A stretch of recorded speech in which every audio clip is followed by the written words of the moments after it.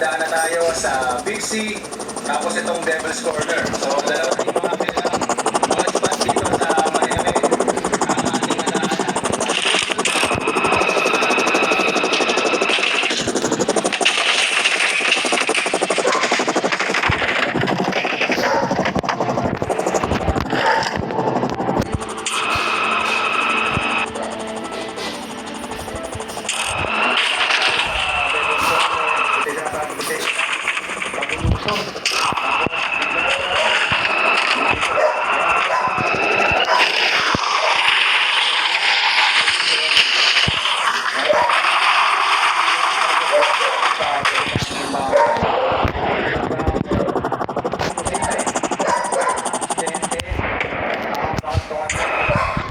Bukod sa kailangan tayo, meron tayong disiplina.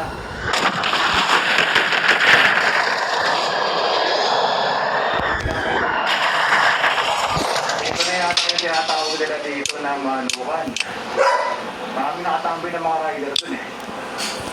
Kakayat na tayo. Alright.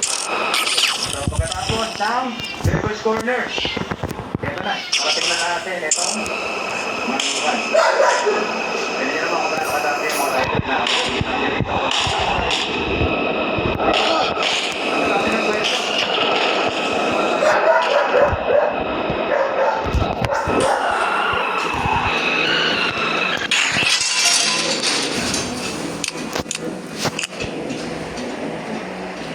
Hindi mo kalayuan doon sa may Devil's Corner, nakita natin kanina.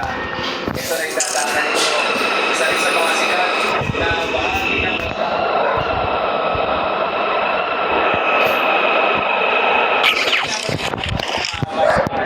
itong bahagi ng pasada na ito ng Marilaki.